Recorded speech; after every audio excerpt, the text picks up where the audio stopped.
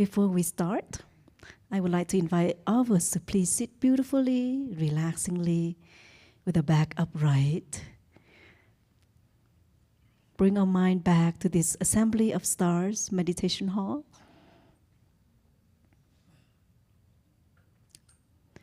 If a teacher is here right now, he would ask us, "What moment is this, my child?" And we better answer, "Dear Thầy, this is a happy moment." Because that is the only response he will accept. So, what moment is this, my friends? There you go. So let us listen to 3 sounds of the bell as we all experience this happy moment together.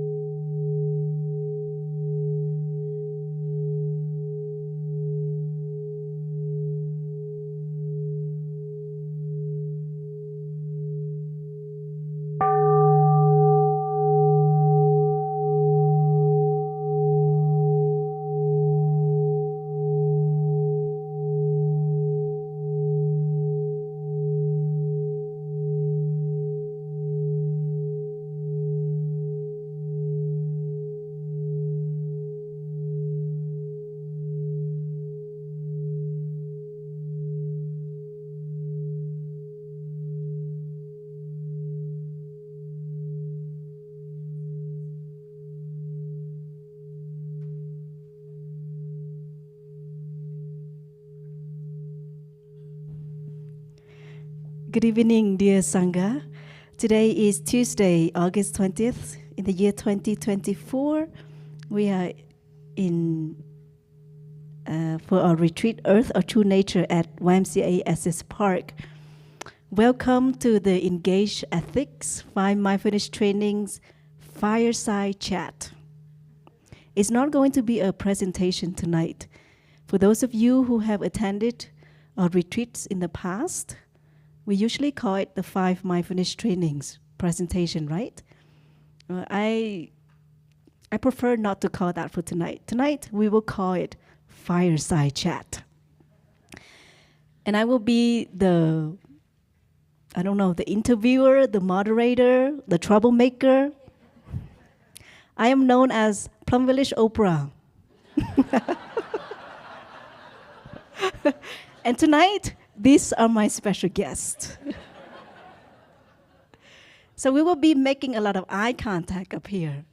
And because they will be speaking to me, this is a way to support them, to share comfortably, openly, authentically. And, you play a very important role sitting there smiling like you are right now, listening with open heart, and be as joyful, mindful, and peaceful as you can. This is a great offering. Oftentimes, we talk about how to be a great public speaker, right? But we rarely hear people talk about how to be a good listener while listening to public speaker, because the listeners inspires the speakers. So your smile,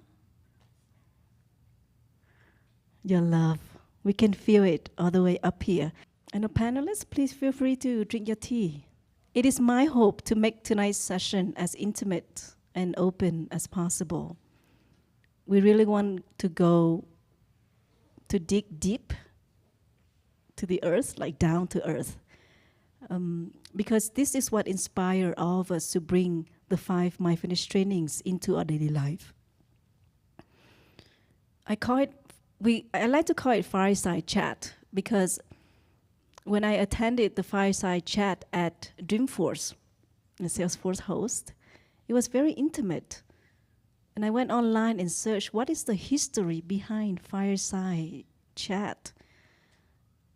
Does any one of you here know? Only a few hands. So tonight, many hands, good. Tonight we have a brief history class. Okay. So it was in 1933, right? The press secretary of Franklin D. Roosevelt, president, his secretary named Stephen Early. Maybe he wakes up early in the morning, that's why his last name is Early, I don't know. And the President Roosevelt, really liked to think of the audience as like few people sitting next to a fireside and talk. And so the first fireside chat that President Roosevelt gave was in 1933 on the topic of banking crisis. It was during the Depression. And we are going through many crises now. Mental health crisis, climate crisis. People are no longer using climate change, they're using the word crisis. Racism crisis, right? A lot of crisis. So tonight we will touch on topics that are very raw and authentic for this fireside chat.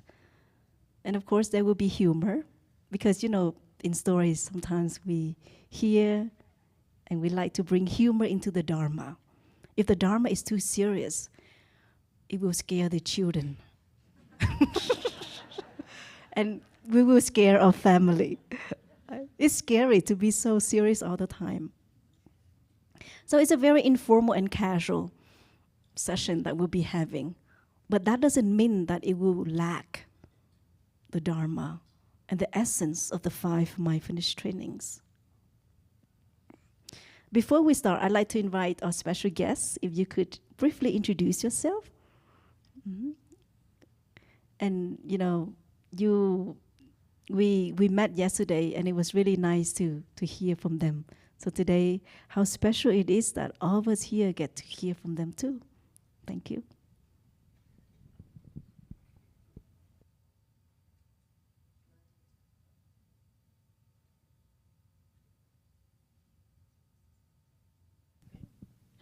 Is this working? Okay. Hello, dear Thai, dear Sangha. I'm so happy to be here tonight. I'm Vicky from Davis, California. And let's see, I practice with Joyful Heart Sangha in Sacramento. And I've been practicing in this tradition since 2011.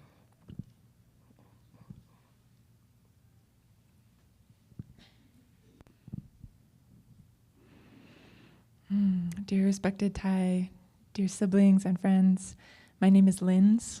I use they, them pronouns. Colorado has been my home for the last 20 years, and it's also been a huge blessing to spend a lot of time at Deer Park in the last few years. So I recognize people from both places and also friends from online Sangha. So it's beautiful to be with you all. And I first read Thai's work as a college student in Boulder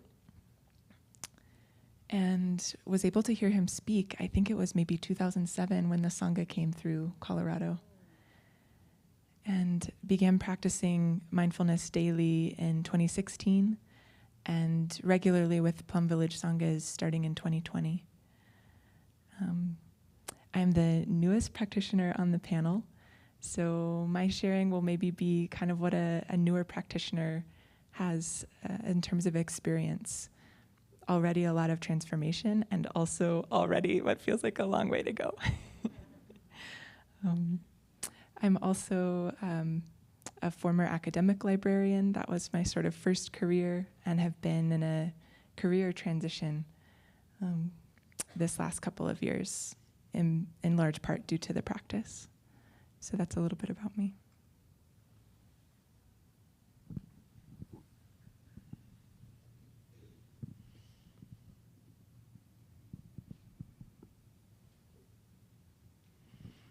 Dear Thai, dear Sangha, dear friends, dear beloved ones, friends.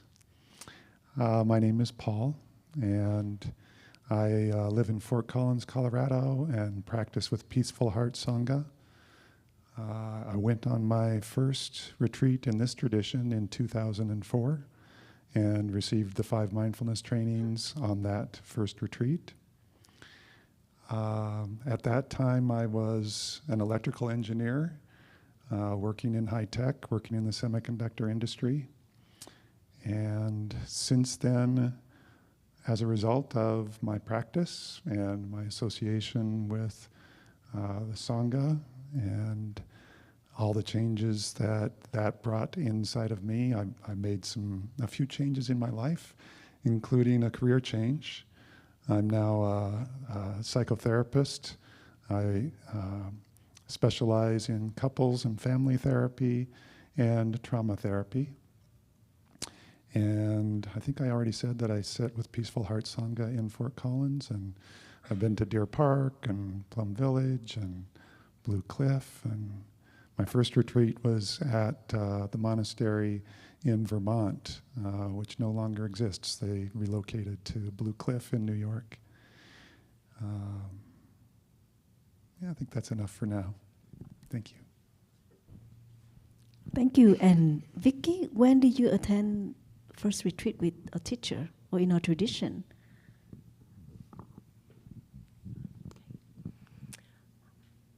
My first retreat was in 2011 at Magnolia Grove Monastery. It was the first time that I had been in Thai's presence. And at that time, there was no meditation hall. It was a big white tent, and they were able to fit like 1,200 people under that tent. But we're all crammed together. The good thing was that I was only like 5 feet from Thai. And so I just felt this tremendous love and beautiful energy. And I just really soaked it up, because at that time I was a mess. I was a mess. And on the outside, my life looked very good. I was a successful, respected physician. I had a good family. Everything seemed good. But I had so much unresolved trauma from my childhood, and it really affected my life. So when I was at the retreat, listened to Thai, and was introduced to the 5 mindfulness trainings, it just went right to my heart. And I felt hope. I felt totally inspired. I felt the light from the North Star, that this was going to be my path. And it was so reassuring to me, because my whole life I hadn't felt safe because of my family. And so I just felt really safe in the presence of the Sangha, the community, Thai, and I've been practicing diligently ever since. Yeah. We will listen to her mass later. We will listen to everybody's masses later. My name is Sister Boi Nghiem. My pronouns are she and her. English translation of my name is Sister True Pearl, not Trooper. Yeah, I just want to make sure I say that.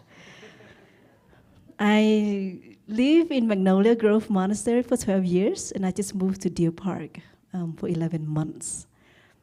And again, it's been a great joy to be back at the YMCA. This is my 4th time. And to see so many familiar faces. You know, when we talk about the 5 mindfulness trainings, for some of us, it might be scary, or it's a sign of hope, like Vicky shared. But if we see the 5 mindfulness trainings as like a roadmap, as trainings, as a practice, then we feel somewhat aspire. For those of you who know Sister Chanduk, Sister True Virtue, she is the first Western monastic ordained by Thay. She wrote the book called True Virtue, and she practices the precepts very diligently. And she said this, the precepts or the trainings are my best friend. If we see the 5 mindfulness trainings as our best friend, then we can see so much support and aspiration to practice. But if we see the 5 mindfulness trainings as like rules and regulations, then we'll be like, nope, I don't want that in my life right now. I have enough shame and guilt. Get away from me. And the 5 mindfulness trainings are like the North Star, like Vicky shared. We will never, ever get there. But it's a direction that we aspire to go. And nobody can practice this training perfectly. Nobody. And the Buddha will not always be behind our back and say, no, you're not practicing the training. That is not the reason why tonight we will share with you the 5 mindfulness trainings. It is a global ethic. They help us to have a peaceful and happy life. They are so concrete that if we just take one sentence from each training and practice each day, we can see the difference in our life that week or that day. And tonight, our friends are here to share with us their practice and their struggles while practicing the 5 mindfulness trainings. May I ask, how many of us here have received the 5 mindfulness trainings? Wow, and you still come for tonight's session. Thank you so much. Let us not disappoint them. Please listen with beginner's ears. Open your heart. And this is what is so beautiful about being a practitioner. No matter how much we have heard about Thay reminding us to come back to her breathing, or listen to sharing about the 5 mindfulness trainings, we still come and learn. Right? This is beautiful. This is very healthy for our spiritual health, our mental health, our physical health, and our psychological health. The openness to learn. And when we look at the 5 mindfulness trainings, as you see that the titles themselves are very positive. Reverence for life, true happiness, true love, loving speech and deep listening, nourishment and healing. During the Buddha's time, it was titled as do not kill, do not steal, do not have sexual misconduct, do not lie, do not drink alcohol. And what do we do when we see the word do not? We do them. Right? We actually do the opposite. That's why there's so much suffering. So these 5 precepts, originally that's what they were called. Our teacher changed the wording to make them as 5 mindfulness trainings because it is a daily practice. And the original precepts were very short, like what I just mentioned. But now when you look at the 5 mindfulness trainings in the booklet, they're quite long. And trust me, they will get longer. As society change, as our needs change, and the wording, we will change the wording. This is a way to make the Buddha's teachings more accessible to people, in today's society, for today's needs. This is what is so beautiful about Buddhism. So what we share today, it will be recorded. It will be uploaded to YouTube. And as you know, a cloud never dies. Once it's in the cloud, it will never die. But there will be parts of our friends sharing that we will not record. Just, to support them. And when we look at the 5 mindfulness trainings, what do we see in the very beginning? Aware of the suffering, right? As practitioner, we do something when we are aware of suffering. We don't just sit there and be a victim of it or drowned in our suffering. This is why all of us commit in this spiritual life, in this engaged Buddhism, in this engaged ethics that Plum Village, that Thay found and created. Aware of the suffering caused by, I am committed, I vow, I am determined. These are very powerful words. They're so powerful, and yet sometimes we still forget. You know, as we are sitting here, the Democratic National Convention is taking place in Chicago. And Barack Obama and Michelle Obama are giving speeches tonight. And I'm sure they will address crisis that is happening in America. And so we sit here and we are cultivating this peaceful energy together. And we all hope that may this country be peaceful and well, right? May there be humanity in this country. May each one of us, when we see someone, that the first thing that comes to mind is we remind ourselves, this is a Buddha to be. And this is reverence for life. So, I will go straight to the first mindfulness training because of our time. I'd like to ask Paul, as a white, cis, straight, middle class, 6'1" man. Applause for Paul, please. He has all of it.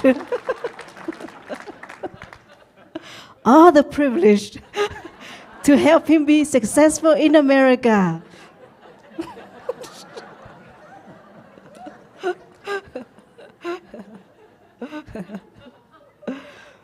Tonight we will bring in the topic of reverence for life, bringing discrimination, racism. So with many innocent lives being harmed, having died and continue dying from racial, gender, discrimination, and violence, what are you doing as a white, cis, straight, middle class, 6'1" man to alleviate this suffering and not to support any act of suffering, right? And how are you practicing to have compassion for both sides? The first training is reverence for life. So about being aware.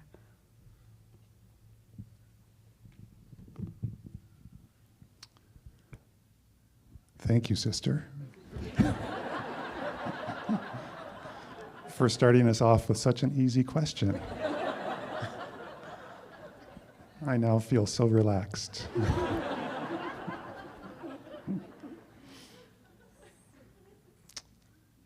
So, I'm a couples therapist, and I'm a son, and I'm a husband, and there are many women in my life that I love. And the main way that I wanted to talk about tonight that I address discrimination is to address gender issues. And before I talk about what I do to address gender issues, I first want to express my gratitude to all the women in my life who have taught me so much. And I want to apologize to all the women in my life for the times that I've been unaware of how my behavior and my privilege has manifested without my awareness, and apologize for my ignorance and invite feedback. I don't want to ask the women in my life to do emotional work for me, but I do welcome feedback because as all those things, I swim in waters that, and I grew up in a culture where I was blind to all the privilege that I had. But because of the trainings, I've done a lot of reflecting on these issues, and I do my best now in my work in family therapy, and especially in couples therapy, and in the way I try to carry myself in the Sangha and in my family, to step down and step back and encourage in the heteronormative couples that I work with, help the men that I work with to recognize their own privilege and their own ignorance and the ways that it is affecting their relationships with their partners, with other people in their life. And in the Sangha, I am aware that the patriarchy is alive and well, even in the Sangha. And I recognize that there are times when, as a male, I wind up in a role that, it's due to the privilege that I have because of my identity. One story to share is that right after I joined Peaceful Heart Sangha, I'd only been sitting with the Sangha for a few months, and we were organizing a day of mindfulness. And the organizing committee, which was being facilitated by the senior person in our Sangha, who is a woman, but there was a team that was organizing that event. And in talking about who should be the first to present and to welcome the new arrivals when they came and to get up in front of the group and give some ideas about what the day would be like, they nominated me to do that.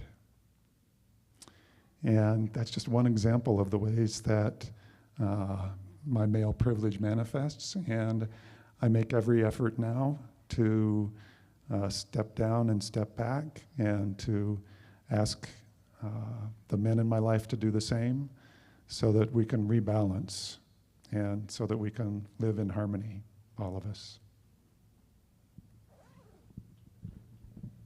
Thank you, Paul. Now you understand tonight why there's only Paul up here.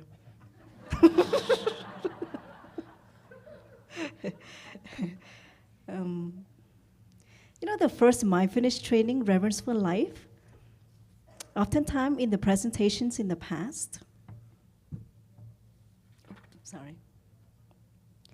we often heard people sharing about being a vegetarian or being a vegan. Yes, it is highly encouraged. It is a way for us to show our compassion to the animal, to the planet, and for ourselves too. It's for many of us, it's for health reasons that we become vegetarian or we cannot become vegetarian, right? And there are ways for us to practice compassion. But it is not the only thing about the first mindfulness training. Because in this training, it's about protecting life. It is about being non-attachment to our views. But it is also very important that we practice these trainings with ourselves first, before we can respect other people, other living beings. So Vicky, since when did you learn about self-love, and learning is one thing, but to practice, to love ourselves, to respect ourselves, and to protect ourselves. When? Well, sadly, I didn't know the concept of self-love until I started to to learn the teachings from Thai. I grew up in a Japanese family. My father was an alcoholic, was physically abusive, was really judgmental and critical. And my mother was very loving, but she was always in survival mode.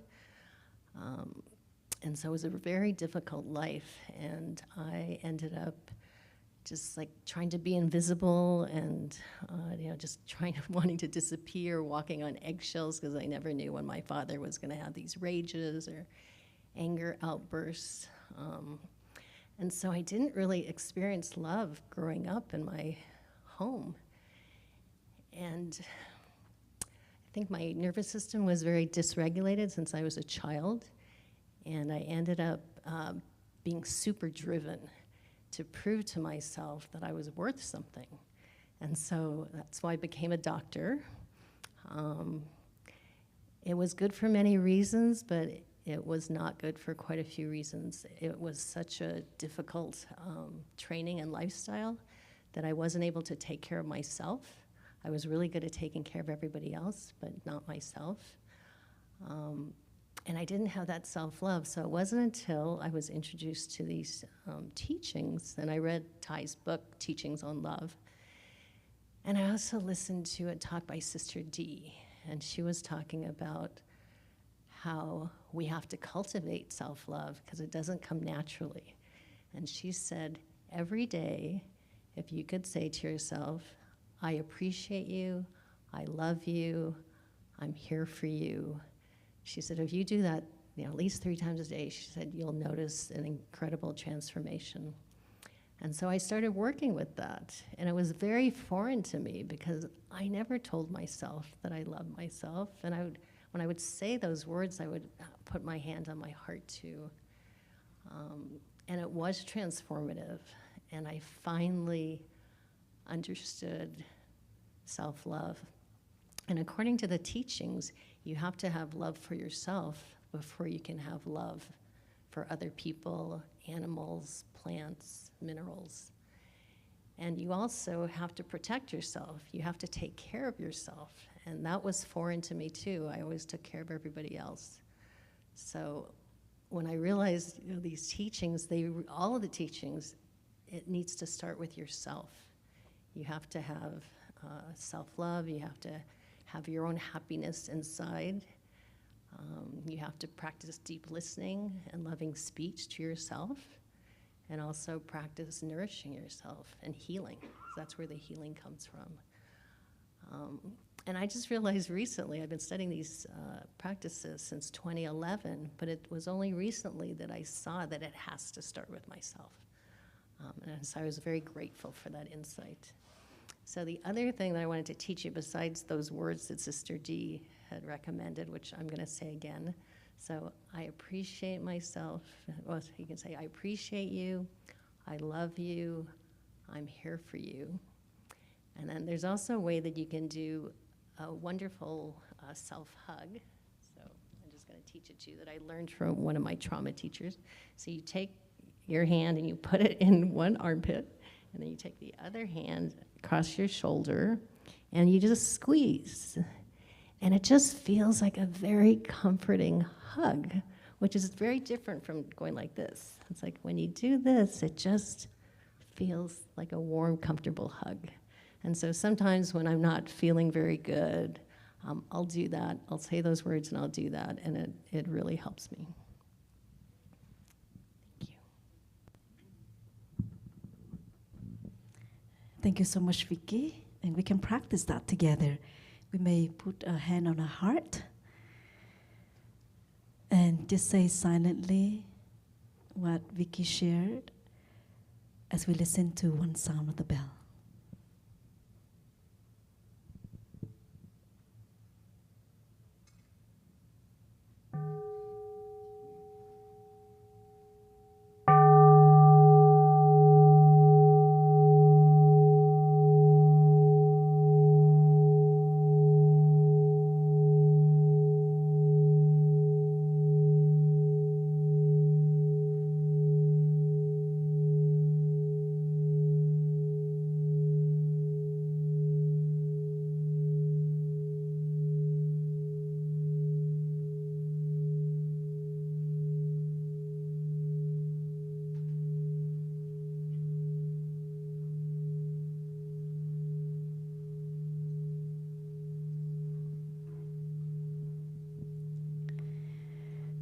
Dear Sangha, I prepared 30 questions.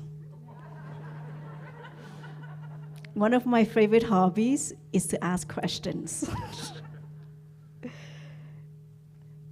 But I know that with the time limit, we won't be able to go through all 30 questions. But hopefully, we can go to 10 or 15 or 25. I don't know. We'll see. Happiness is a word that we commonly see, hear, and used. How many of us come here because we want more happiness in our life? Yes. Are you happy in your life right now?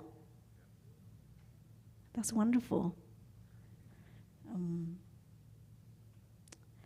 And this second mindfulness training is about true happiness. It's about offering our time, energy, and material resources with those who are in need. It's also not stealing. It's also about, I already have enough conditions to be happy. Mother Earth is going through a lot of pain. The Buddha gave a sutra 2,600 years ago saying that Mother Earth receives everything. She can transform everything. But I feel that with the climate crisis, if we do that, we are bringing so much damage, harm to Mother Earth. There are things that Mother Earth cannot transform. It would take her thousands of years, hundreds of years to transform. We have exploited Mother Earth. So lean on this mindfulness training as well as the first mindfulness training, which is Reverence for Life. The last sentence of the second mindfulness training is say that I am determined to choose a livelihood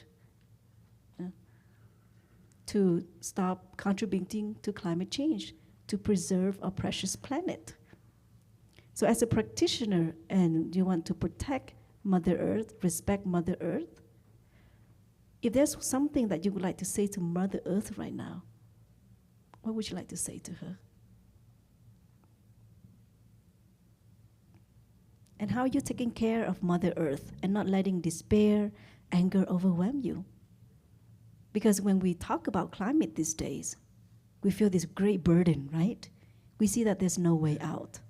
So please share with us your practice.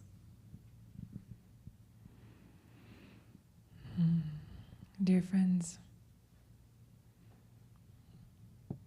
in 2017, I had a partner at the time, and we bought a little house in the mountains here in Colorado, about 30 miles south, in between Nederland and Blackhawk. And when we first moved there, I remember feeling very fearful of the natural world around our home. It was beautiful, but it also didn't feel like my home. I remember being afraid of mountain lions when I was out for my first runs, and afraid of bears. And over time, I began to go outside more and more, especially taking refuge when I was upset. And I started to feel that I had a relationship with the woods around my home. And as a new practitioner, mindfulness was really changing my life in radical ways. I wound up breaking up with my partner because I came out as non-binary and queer. I started using they, them pronouns. My gender appearance changed dramatically. And I was going to the land more and more because it was a place where I felt completely accepted and loved. It didn't matter what pronouns I used or what my hair looked like when I was out in the woods. I was just another animal moving through the landscape. And I started to greet the woods when I would enter them. I would say, hello, I'm here. I'm unarmed. I have nothing with me. I just want to be here with you. And I was going to Deer Park and becoming more comfortable with bugs crawling all over me and learning more about the plants, realizing that as a librarian, I knew how to read and find all kinds of information, but that the natural world was a book that I didn't know how to read. In terms of geology, biology, the history of the land and the stars. And that relationship has really deepened in the last several years, to the point where I was out on a run in my home in the mountains, land that has been lovingly tended by Ute, Cheyenne, and Arapaho people for 10,000 years or more, and land that has really been ravaged by mining and resource exploitation in the last 200 years. And I was out running on some trails near my home, and there were all of these sounds of machinery and heavy equipment. And I realized as I was running that what was happening was a clear cut in the national forest. And I could hear the sounds of the machines pulling down tall living trees and the crunch of the branches and the trees like bones. And I felt nauseous. I felt physically ill to be witnessing this. So much grief at what we're doing to our planet and to fellow beings. And I started to look up what was happening with the Forest Service in my area, to ask for more information, to ask that places not be clear cut, but to use other methods that are more life preserving. And a couple of weeks later, I was out running again in an area called West Magnolia that had been clear cut a few years before. And I could see the clear cut scars on the land. And I felt drawn to it and also averse to it. And I felt called to go and sit there. And I walked over these fallen branches and piles of slash, and I found a place to sit and meditate right in the middle of this large clear cut, larger than this room. And I just opened myself to the grief of the land. And I felt the pain of all the animals whose home this had been. And as I sat longer, I also noticed these tiny growths of life coming up again. And I could hear birds. And the message I got very deeply in my body was of resilience. Not to erase the suffering or to minimize it, but of the persistence and creativity of life. And so these realizations have come to me just in the last handful of years.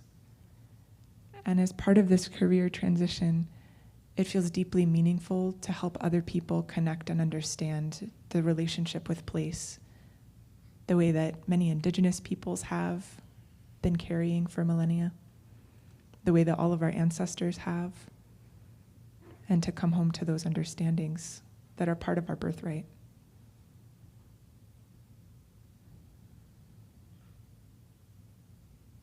I'm deeply grateful for the practices that have helped me understand and feel that relationship, because it now feels like one of the tenderest and most beautiful in my life.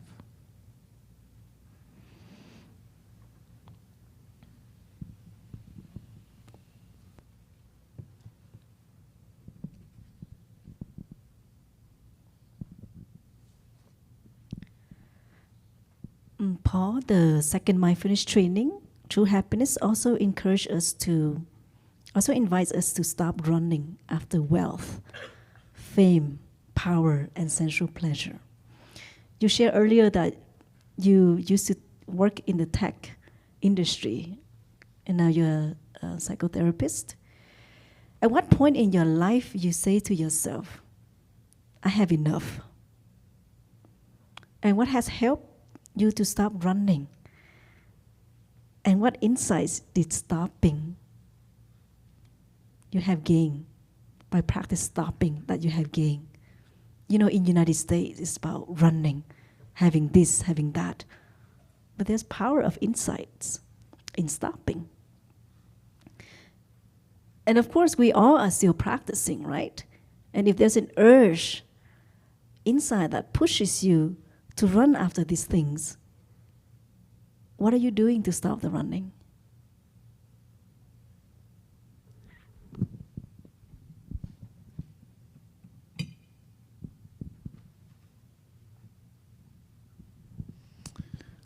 So I mentioned that my first retreat was in 2004. And that retreat was really transformative.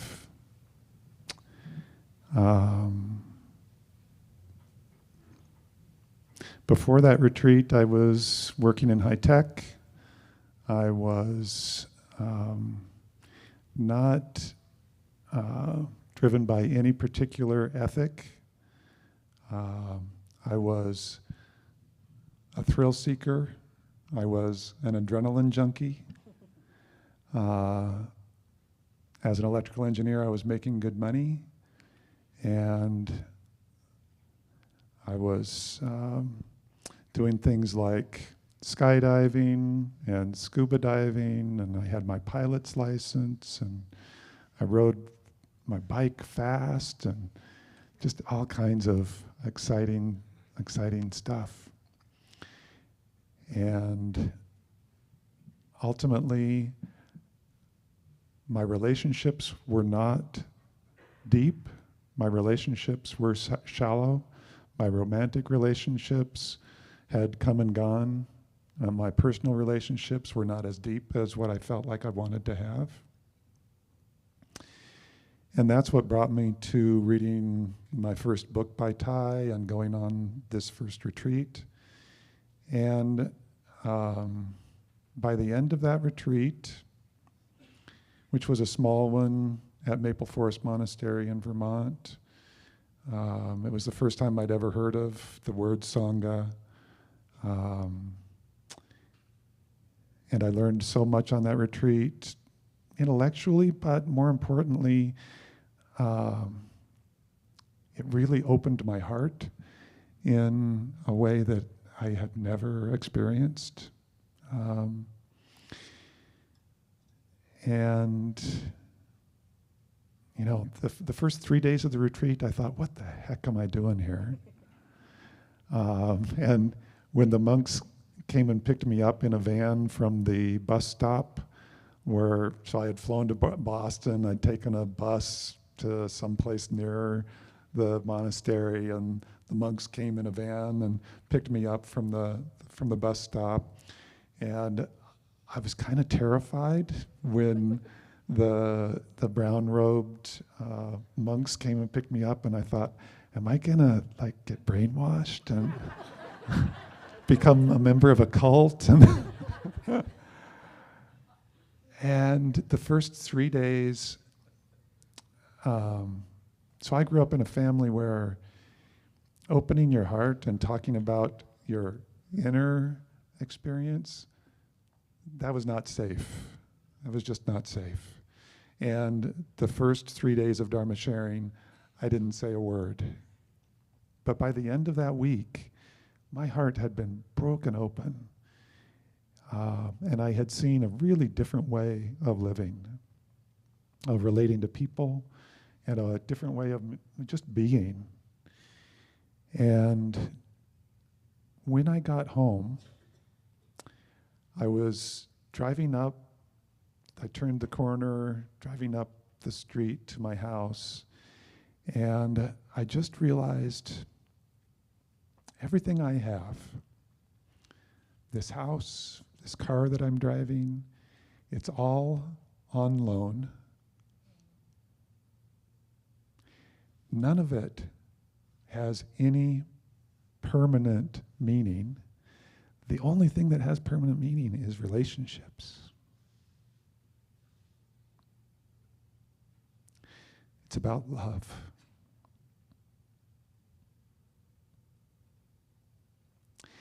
And all my efforts to fill up my house with things to make me happy or fill up my 401k,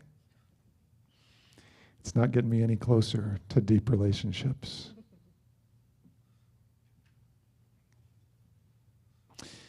So when I sometimes feel an urge. Actually, it was funny. I was reading that question again, sister, and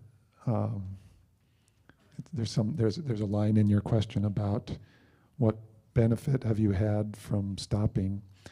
And when I read that the first time, I misread it, and I thought it said, "What benefit have you found from shopping?" I think I didn't misspell the word stopping. The light was low. I thought it said shopping. Okay. And I thought, okay, this is a different practice that she's asking about. So I just remind myself of how I felt when I drove up my street that day when I got back from that first retreat, that all of this is on loan, and it's not about stuff. It's about relationships.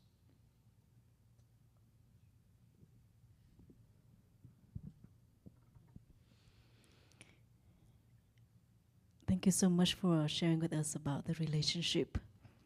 When we go to etymology.com and we look up the word relationship, it has the word emotional connection in it. That's the root. And so let us take a moment to think of someone that we have this deep connection with, that brings us so much happiness, like true happiness. Bring that person into our heart, to this present moment. And that person is ourselves, not someone outside of us. Let us listen to one sound of the bell.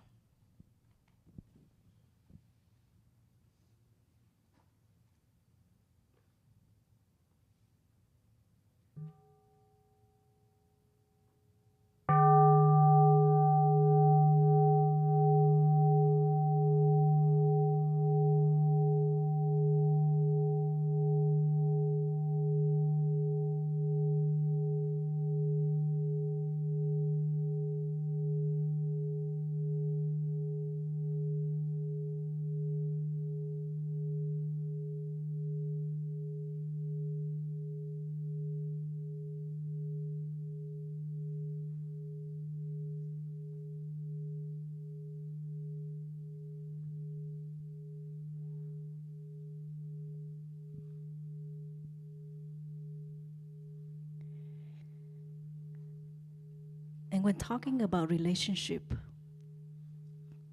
there are words, there are feelings that we hope to have beside happiness, and that is love. So we will go to true love. I have to say that whenever we invite friends to share the third mindfulness training, no one volunteered. And it's very hard for people to open up and talk about love and sex. Why is that? Why are things hard? To me, it is hard because we don't talk about it enough, right? Just like when this friend asked me, was it hard to organize a BIPOC retreat? I say yes, that is because we haven't done it enough. Just like when we first learn how to build a house, we encounter many, many difficulties. So it's the same with talking about the third mindfulness training. It is such a taboo topic, sex. But in this training, we learn that sexual desire is not love. I would like to invite all of us to take a moment to regulate our nervous system. Yeah. You may again put your hand on your heart or on your knees or on your abdomen, wherever you feel comfortable.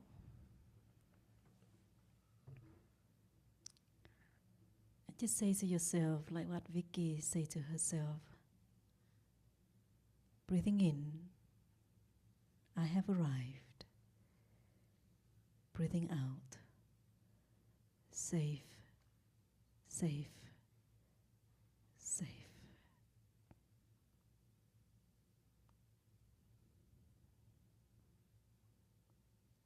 Let us listen to one sound of the bell.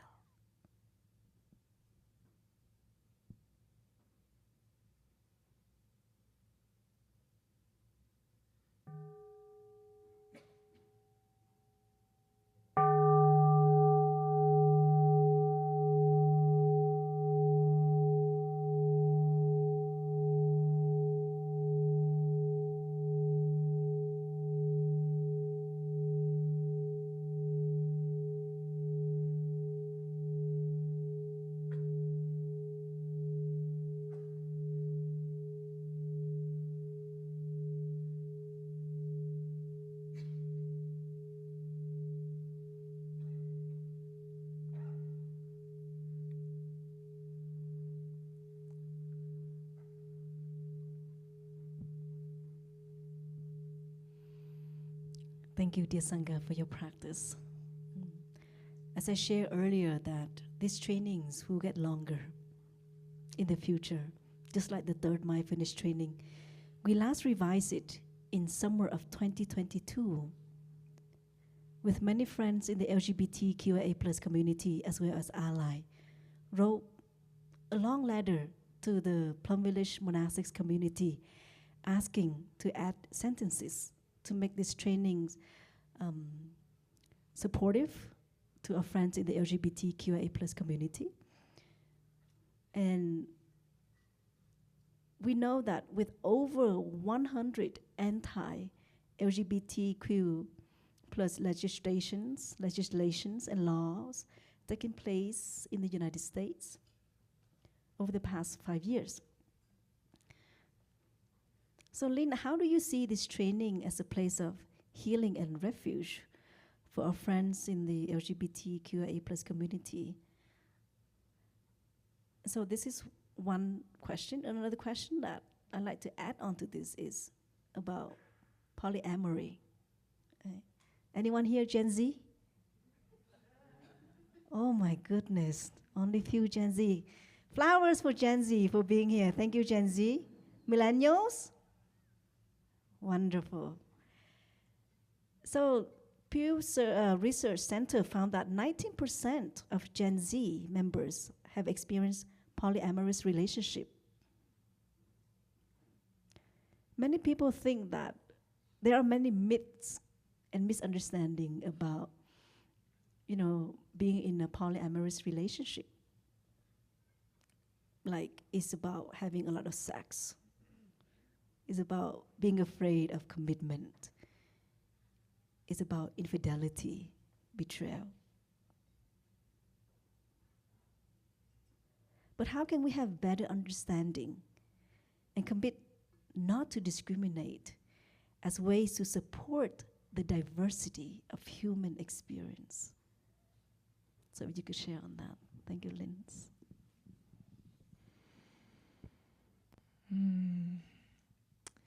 I'm a millennial. I have heard from friends that there's this expression in Gen Z called spill the tea. Do you know this? Yeah? So it doesn't mean literally like spilling the tea, but it means like gossip. Like, okay, give me the juice, give me the good stuff. So for me, this awakening through gender and sexuality has been a huge dharma door that has helped me see how many of the concepts that order day-to-day life in this historical dimension are socially conditioned and constructed and can be set down. And so I really have been appreciating the wisdom of direct experience and being more curious about some of the conditioning that I was raised with. So for me, it's been really liberating to set aside a binary male-female gender division. And that has had me question all kinds of things around race and ethnicity, around class, and also around the privilege I was raised with that put couples as the highest form of relationship in life, and specifically romantic love. And so it's been scary and beautiful to explore and learn from folks who have set aside that idea of relationship and are exploring and learning and growing through other structures. There are a lot of people in the Plum Village community who have knowledge and wisdom about ethical non-monogamy, relationship anarchy, polyamory. And I've been asking questions as someone who's been exploring, learning, and growing, and also as someone who's still healing around intimacy and vulnerability. When I was at Deer Park, I was exploring ordination as a path. Celibacy for me feels kind of like the easy route. The intimacy and vulnerability of being known by others as a lay practitioner feels way, way scarier. And I've been asking lots of people lots of questions and exploring on my own. And what I've come to see is that brilliance of the phrase, aware of the suffering caused by.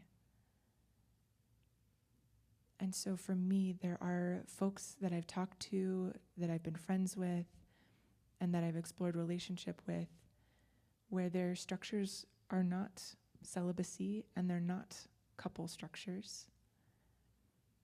And the hallmarks of health that I see are safe people, people who know how to hold their own emotions, who know how to tend to their own feelings and then relate to others from that place, who can communicate about what they need and what they want, and who are really in tune with and respectful of their own yes and no, and really deeply want to hear that from others. And this is really hard stuff. I have a lot of admiration for folks who are doing this successfully, and I want to hear more of their stories in this practice. I really want to hear more of these stories. And I want more of this way of being for myself. So the line that I love the most in the third mindfulness training for true love is the part that weaves in the 4 Brahma Viharas. So as a benchmark, I can ask myself, is there loving kindness?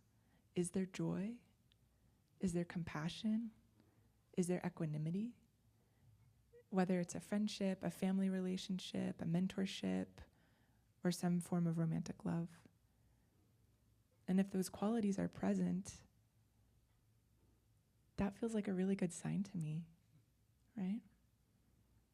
And so rather than, I think, approaching lifestyles that maybe we don't know a lot about with fear or aversion, which is natural, I invite us to explore with curiosity, are those 4 components present? Are people increasing suffering in their relationship, or are they decreasing it in the way that they're relating and being together? And I've been talking with other folks about these topics in Denver Wake Up and the Chrysanthemum Sangha, the LGBTQ Plum Village Sangha online. And there are many of us who are interested in exploring and learning from one another about how we bring mindfulness to physical intimacy and relationship. And so next Monday, we're going to have an initial conversation where 4 long-term practitioners will talk about our experiences on this topic, and Sangha members will be able to listen and receive. And I hope there can be more, because the monastic Sangha offers so much wisdom on so many topics that apply directly to daily life. And this is a really important one where we know there's so much suffering in the world. And so I hope that with more sharing, more communication, we can continue to learn and grow, to undo the notions that limit us, and to step into true relationship.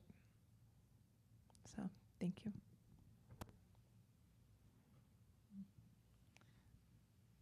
Would you like me to speak to the first question? Yes, please. Okay.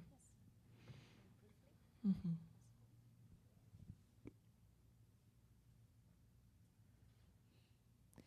Yeah, I really want to honor our LGBTQIA2+ queer ancestors in this practice and in all of our spiritual lineages, who've so beautifully shown by their example and their fierce existence that there are many ways to be in love in the world. And this is a really painful time for many, myself included, around the legislation and the fear and misunderstanding in our country for trans and gender expansive or gender nonconforming people, especially. What is hard for me personally, in spiritual community, there has been so much trauma and unbelonging around differences of gender and sexuality. And again, I understand this comes from fear. This comes from not knowing people who have these lived experiences and identities. And oftentimes this comes from parts of ourselves that have been unexamined or have been shamed. So I understand this. And also this is why the practices of true love as understanding and compassion feel so important. To be able to hear and understand the stories of our queer siblings, ancestors, and descendants. And to practice true love as inclusiveness without conditions. I hope that Plum Village and other spiritual communities can continue to be a place of refuge for queer folks. And I'm so grateful that there are 2 queer Dharma families here, because we had so many, we needed a second Dharma family. That these spaces are really sacred in the same way that the BIPOC spaces are sacred, that these are places of refuge. And for myself, I'm continuing to practice with the ways that the be beautiful, be yourself phrase in this practice feels like an embrace and acceptance of who I truly am, to make space for that and to continue to work and practice with that self-love so that internalized homophobia and transphobia can fall away. There is so much joy and beauty that I am finding in just being who I am. Yeah. And I thank you all for being a place where that's possible.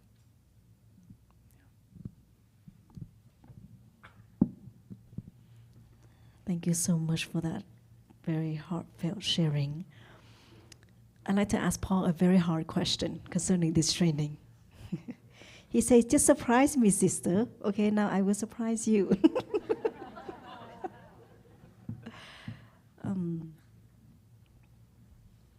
Everything needs food to survive, just like sexual desire, sexual energy.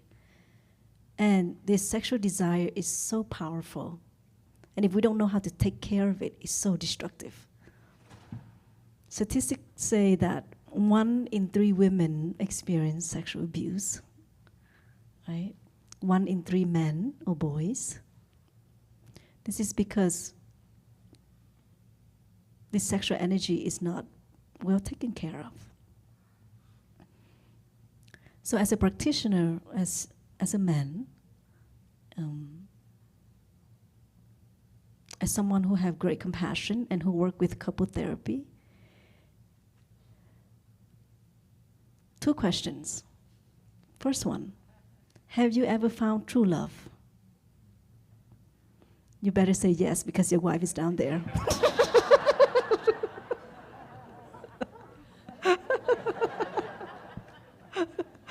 Second question, what are you doing daily?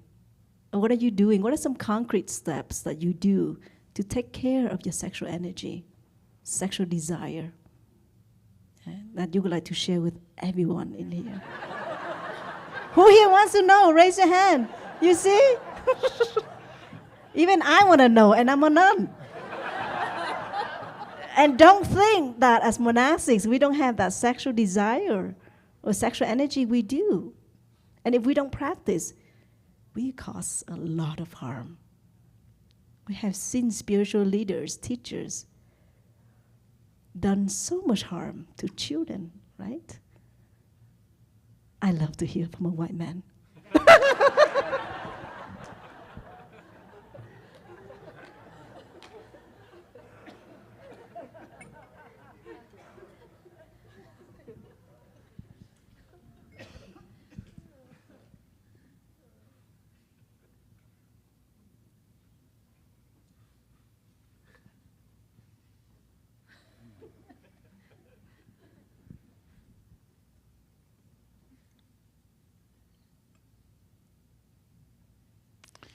So, I do feel very lucky to have found a partner who is also a practitioner. I know that not everyone has that good fortune.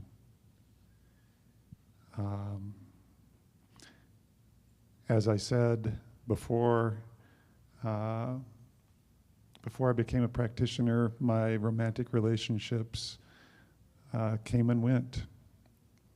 I was not partnered when I went on my first retreat. And when I came home, well, let me just say that one of the reasons I decided to take the 5 mindfulness trainings is because I found out that there was a Sangha in my hometown. And if I hadn't known there was a Sangha, I probably wouldn't have received the 5 because I don't know that I would have been able to practice. But when I got home from that first retreat, I called the contact person for the Sangha in Fort Collins. And that contact person is sitting here today, and we are now married. And so our relationship began with a shared spiritual commitment. She had already taken the 5 mindfulness trainings. And so in the beginning of our relationship, it was very different from any other romantic relationship that I had ever been in. And I took that phrase in the 3rd mindfulness trainings about a long-term commitment seriously. And I had never done that before. So we became, we waited until we knew that there was more to our relationship than just a sexual attraction. We waited to find out whether we were compatible, to find out whether we were willing to make a long-term commitment to each other. And we managed our sexual energy during that time. And I'm so glad that we did. Because other relationships that I've had in the past, before practicing, sex was a very important part of those relationships and a very complicated part of the relationships because I was raised Catholic. So you mentioned guilt and shame somewhere along the line in your introduction to some of these questions, and I grew up with a fair share of guilt and shame with a Catholic upbringing. So my relationship to my own sexuality was complicated. And I tended to get into sexual relationships quickly, and I also tended to think, if I'm in a sexual relationship, I need to stay in this relationship, given that shame and guilt that I had with that Catholic upbringing. So I decided to conduct myself differently in the beginning of the relationship that I started after I took the 5 mindfulness trainings. And we learned to manage our sexual energy in ways that allowed us to become close friends and spiritual partners and friends along the path before we became sexually involved with each other. And that was a wise choice for us. And we've been together now for 20 years. And that beginning of our relationship, the way we began it made it possible for us to find true love that was built on something stronger than just a sexual attraction. So when sex has worked for us well, it's been great. And when sex hasn't worked for us well, that's okay too, because there's more to our relationship than just sex. It's built on something much deeper and much stronger. And So I think this is the first time I have experienced true love. We're honest with each other, we're real with each other, and we respect each other in a way that I've never had in another relationship. So I feel so lucky to have this woman in my life.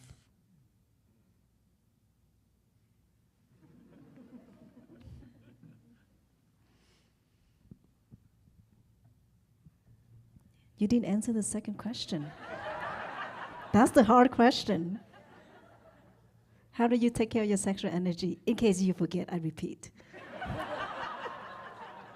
We won't end the session unless you share.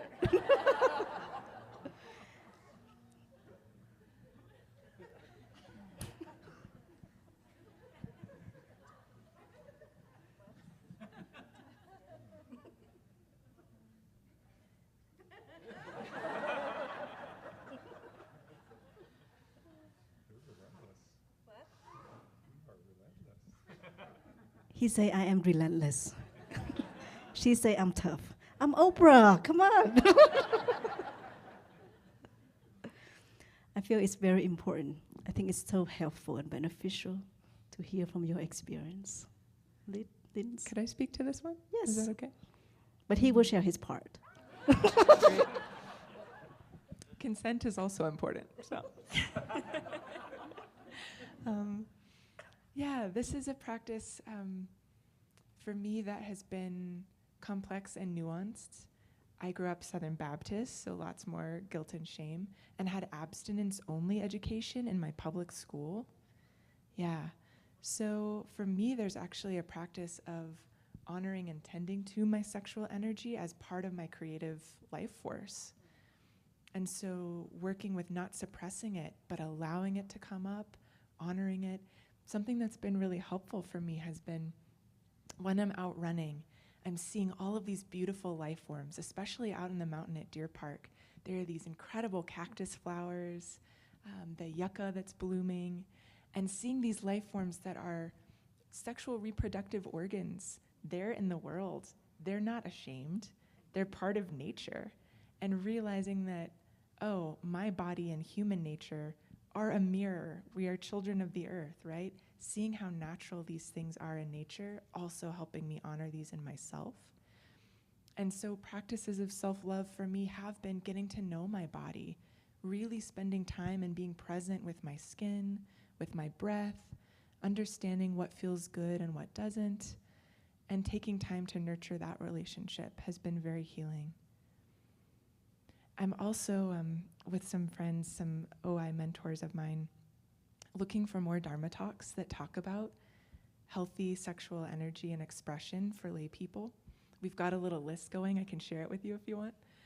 But one that I really appreciate talked about the difference between healthy desire and an unhealthy thirst or craving, and the way in which our sexual energy is healthy and natural, and how that's different from a craving of attachment, like what Vicky spoke to.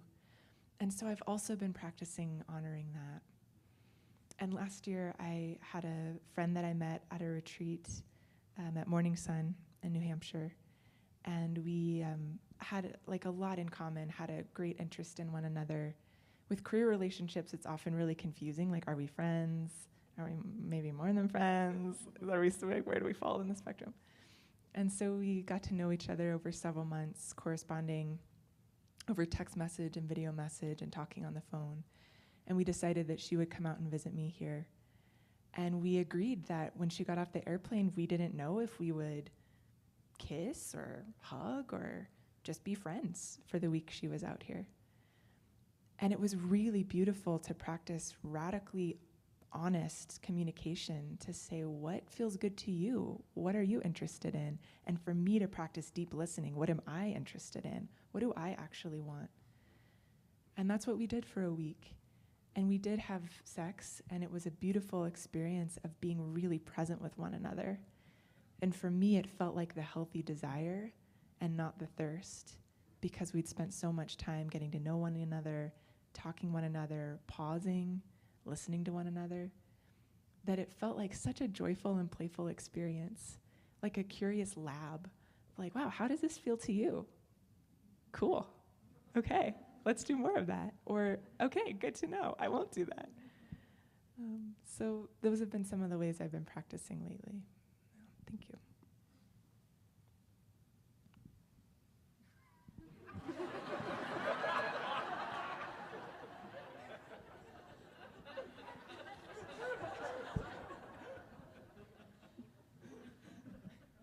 Let us listen to one sound of the bell.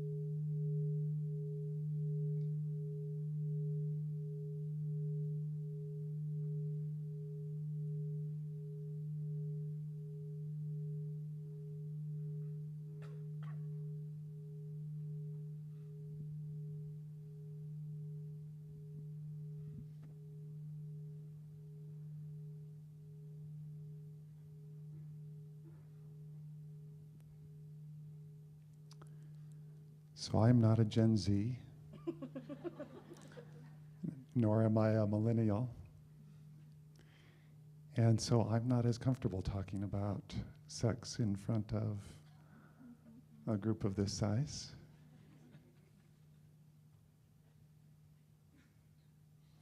And I will just say that my wife and I are honest with each other, and we experiment with each other in ways that are working for us. That's what I'm comfortable saying.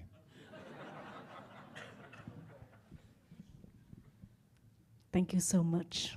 Like what Lynn shared, it's like we channel that energy to creativity, to exercise. And this is also something that we do as monastics because it's very much needed. And I do hope that, more monastics will share about the topic that Lynn shared earlier.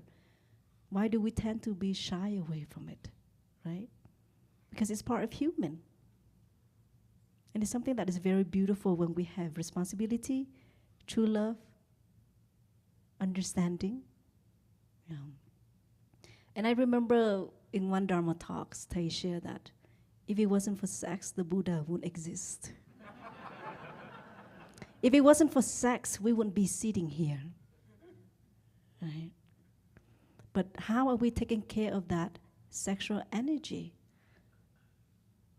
so that when there is that intimacy between bodies coming together, that there is trust, there is like deep love, there is healing. Healing can take place when bodies come together. And I've heard this from people. One person shared that when he saw scars on his partner, and the way that he touched the scar, it was very healing for her because there was so much love, care, and understanding. So let us all practice true love and take care of that energy in our daily life.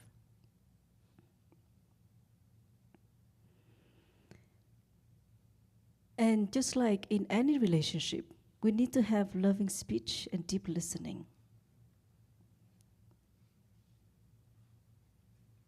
Communication is the key in relationship. This is not just romantic relationship, but relationship with our family. This morning, Sister Nghie shared about her relationship with her dad. And many of us have complicated relationship with our dad. I myself too. And as practitioner, as we bring mindfulness into the daily life, we want to make changes in that relationship. And so, Vicky, how has the teachings in this training profoundly helped you and your father during his transition 5 months ago? And in what ways were you able to speak and listen in a way that can help myself and the other person to transform suffering and see the way out of difficult situations? So this fourth mindfulness training was really important to me in dealing with my father. As I mentioned before, we had had a really difficult relationship my whole life. I'm 66 now. He was just a very grumpy man, very shut down. And after my mother lightened him up, but she passed away 4 years ago, I helped her pass away through hospice. My two sisters had gotten into a fight with my father and refused to come home, so I helped my mother pass away peacefully. Again, with this help a sister, Doc Nghie, who either texted me or called me every day and let me know that the nuns were chanting for my mother during her passing, which was really helpful and healing. But after she passed away, he got even grumpier and more withdrawn and very angry because he saw that he was getting older and he was having a hard time living by himself, which was what he insisted on doing. He wouldn't move anyplace else. And so every month, I lived 400 miles away. He lived in Los Angeles. I would drive down and do his laundry and help with shopping and clean the house and take care of whatever he needed. And he would hardly acknowledge my presence. He would just kind of look up and like, oh, I'm glad you made it. And he wouldn't talk. He never asked me about myself. He didn't know anything about my spiritual practice. He knew sometimes I would hang out at the monastery in Escondido, but he never asked me about myself or my children. He was just very shut down. And so this went on for 4 years. And it was really difficult for me because the way that he treated me and the voice that he spoke to me with was very harsh, critical, judgmental. And so it was easy to get triggered. But fortunately, because of the nervous system work that I had been doing, I was able to recognize my reactivity. And Thay's teaching of, being able to really look deeply and have understanding for the other person's suffering leads to compassion and love. And so I was able to show up every month, just be fully present, just let him know how much I loved him, did everything I could to help him. And he had always said that he was going to kill himself if he couldn't take care of himself anymore. And so he had this whole plan that he was going to stab himself in the heart. He was going to leave a note for the neighbor who could call me because he didn't want me to know. And so I told him, that's a terrible way to die. If you get to the point that you can't take care of yourself, you could do what my mom did, which was to stop eating and drinking. But because he was such a control freak, he said, no, I'm not going to do that. I want to go on my own terms. So I said, okay. So it happened that he suddenly developed a very serious medical problem. He developed what I call an ischemic foot, which means that he lost the circulation in his leg from years and years of smoking. And it caused his leg to swell up, turn blue, and his toes were black, and it was just weeping all this fluid. And so I came home and I told him what he had, and I said, well, I could take you to the hospital and they could put a stent in, like they did 4 years previous to in his other leg. And he said, no, I just want to die from this. I'm ready to go. He was 94 years old, and I think he missed my mother. He wanted to be with my mom. So I said, okay, I will stay here and be with you until you pass away. And I said, but I really want to get hospice involved. And at first he said no, but I said, well, if you get to the point where your brain doesn't work well enough or you don't have the energy to do what you planned on doing, at least we have hospice backup. So he said, okay, so he finally agreed to that. But he was pretty grumpy, and 3 days before he passed away, he was yelling at me because I couldn't get his leg out of his pants fast enough to go to the bathroom. And I looked at him and I said, "Dad, it really hurts my feelings that you talk to me in such a harsh voice." And I looked at him, and for the first time, I saw this incredible pain on his face. And he looked at me and he said, "See, Vic, that's why it's time for me to pass away, because look what I'm doing. I'm hurting the person who I really love. You've always been there to help me, and I really appreciate it." And that really struck me, because I had said those words to him before, and he would either say, "Oh, I don't know what you're talking about," or, "Oh, you're just being oversensitive." But this time, because he knew he was passing away, it really affected him. And it was the first time in my life that I felt like he actually saw me and heard what I said. It was amazing. And from that moment, he was able to let the love in. He was able to express love. And the most incredible thing was that I saw, for the first time ever, he saw that he was deserving of the love that was all around him. Because previously, because of his family trauma, they were very cruel to him. He felt so terrible about himself. And I realized that harsh voice that he spoke to me with was the same voice he spoke to himself with his whole life. But at the end, 3 days before he passed away, he was able to truly open his heart. It was an incredible transformation. And so it helped him to heal. It was incredible healing for me. And I felt like, what Ty says, that if you can have this healing, you can heal all the ancestors. And I really felt like there was this wave of healing that just went back generations and forward to our descendants. It was amazing. It was one of those hallelujah moments, and I just felt like doing this hallelujah dance. And I knew that it was because of these teachings that I was able to just be really solid, and just have an open heart. I had mentioned previously that I didn't have an open heart. It was closed all these years, but because of the teachings, I was able to have love for myself, and then to be able to share that love. And I was able to do that for my father. And I really know that it was that love that helped to transform and helped to heal. And I was so grateful that he had a peaceful, loving death. And when I think about my father now, even though we had years and years of all this difficulty, and I often hated him at times, but because of those last 3 days, when I think about my father, all I feel is love. All that negativity just dropped away.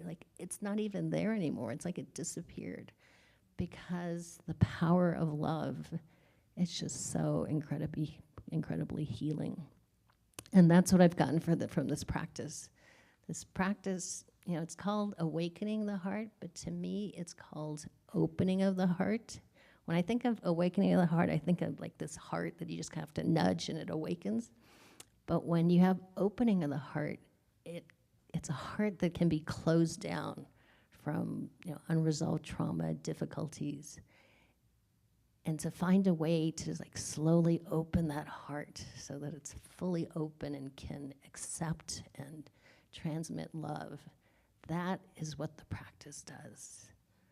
That is how powerful this practice is. And I'm so grateful, because I never ever thought that my father of all people would have a peaceful death, that he would let me participate in his death. With hospice, I injected all the medicines and did all these things for him to pass away. I never ever thought that he would let me have control over his death, because he was such a control freak.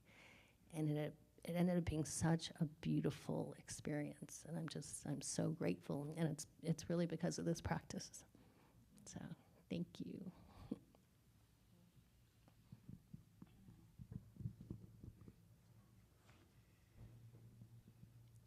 Thank you so much. And dear Sangha, I'm very aware of the time. And I'd just like to ask one last question to Linz related to nourishment and healing. It's about consumption. You know, the United States General Surgeon declared that there's a public health crisis of loneliness, isolation, and lack of connection in our country. And in this training, talk about loneliness. And oftentimes we consume social media, food, alcohol, because of loneliness. And so, what good habits are you creating to take care of your loneliness so you're not losing yourself in this unmindful consumption?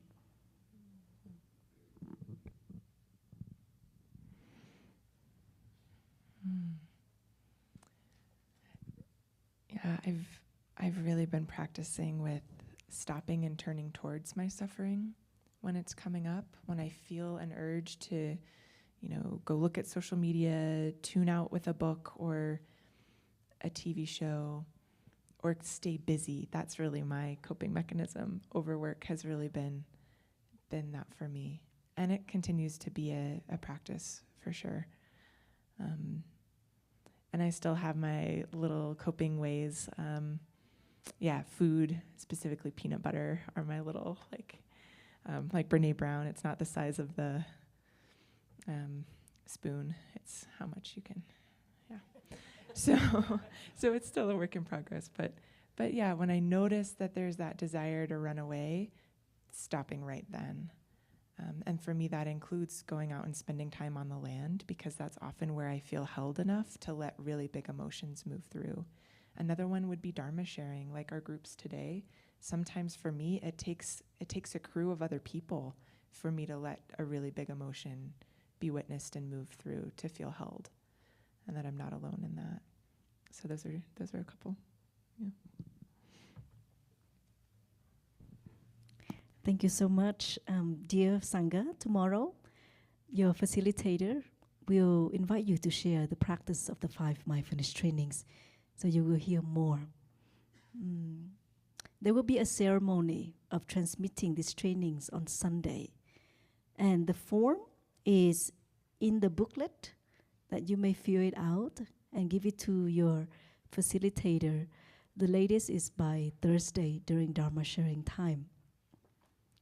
When we listen to our friends sharing, we could hear how they share from loving speech to self-love, reverence for life. So these trainings are all connected. We call it interbeing. So you are invited to take all 5 mindfulness trainings, or just choose the ones that you feel most comfortable, that you would like to encourage yourself to practice. If you feel like receiving this practice will give you more shame and guilt, then please don't take them. Wait for when the time is right. We practice this so that we may have more lightness and peace in our life, not to add more stress.